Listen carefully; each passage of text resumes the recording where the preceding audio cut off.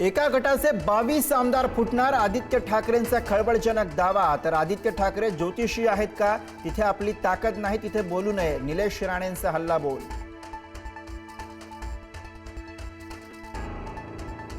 विरोधी पक्षनेते पदासाठी आदित्य ठाकरेंच्या नावाची चर्चा। उद्धव ठाकरे मुख्यमंत्री फडणवीसांची भेट घेणार असल्याची माहिती। तर सत्ताधाऱ्यांनी बातमी पेरली, आदित्य ठाकरेंचे प्रत्युत्तर।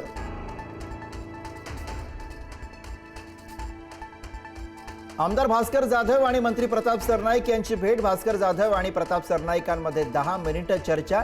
तर राज्यामध्ये ऑपरेशन टायगर सुरू, प्रताप सरनाईकांचं सूचक विधान।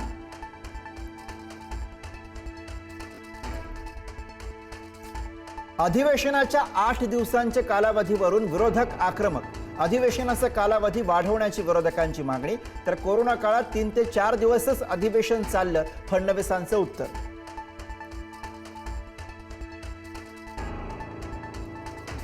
विधानभवन परिसरामध्ये निलेश राणे आणि रवींद्र चव्हाणांची भेट। रवींद्र चव्हाण माझे मोठे बंधू, भेटीनंतर निलेश राणेंचं प्रतिपादन।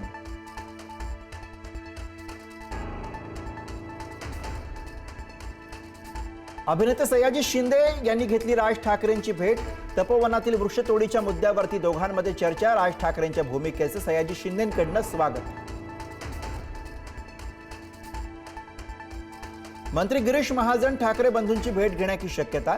तपोवन वृक्षतोडीच्या पार्श्वभूमीवर गरज भासल्यास भेट घेणार। तर अधिवेशनामध्ये प्रश्न उपस्थित झाल्यास मंत्री महाजन निवेदनही देणार।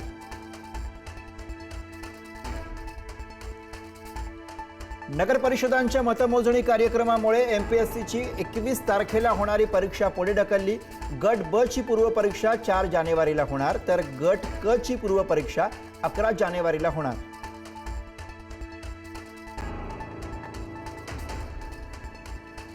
दक्षिण आफ्रिकेतनं मराठवाड्यामध्ये सोयाबीन आयातीची नामुष्की। लातूरच्या बाजारपेठेमध्ये सोयाबीन आयातीचा पहिला सौदा पूर्ण।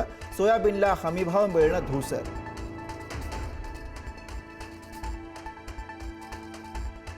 मराठवाड्यातील 30% शेतकरी मदतीपासून अद्यापही वंचित। महसुली यंत्रणेच्या कासवगतीचा अतिवृष्टीग्रस्त शेतकऱ्यांना फटका।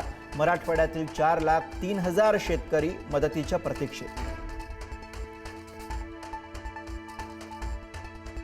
महाराष्ट्र एकीकरण समितीच्या नेत्यांना कर्नाटक पोलिसांनी घेतलं ताब्यात। सीमा भागातील मराठी बांधवांसाठी समितीच्या वतीनं दरवर्षी महामेळाव्याचं आयोजन। कर्नाटक सरकारनं परवानगी नाकारली। महाराष्ट्रातील नेत्यांना प्रवेशबंदी।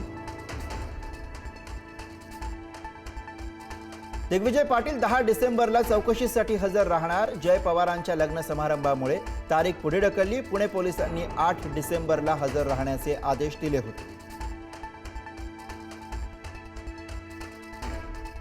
सर्वात उच्च जातीचं नाव काय? यवतमाळमध्ये 8वीच्या सराव प्रश्नपत्रिकेमध्ये प्रश्न।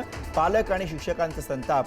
परीक्षा घेणाऱ्या टार्गेट पिकअप संस्थेवरती कारवाई करणार, मुख्य कार्यकारी अधिकाऱ्यांची माहिती। चौकशीसाठी बोलावलेल्या महिलेवरती हवालदाराकडनं अत्याचार। पालघर जिल्ह्याच्या कासा पोलीस ठाण्यातली घटना। शरद बोगाडे हवालदाराकडनं महिलेवर अत्याचार।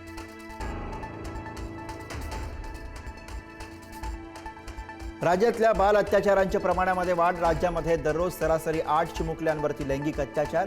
3 वर्षात बालकांवरील गुन्ह्यांमध्ये 21% अधिकची वाढ।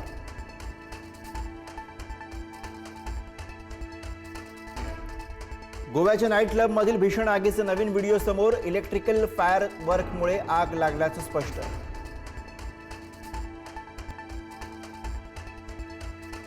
मुंबईमध्ये पुन्हा कडाक्याच्या थंडीची चाहूल। पुढील काही दिवसांमध्ये थंडीचा जोर आणखी वाढणार। तर विदर्भासह नांदेडमध्येही गारठा वाढला।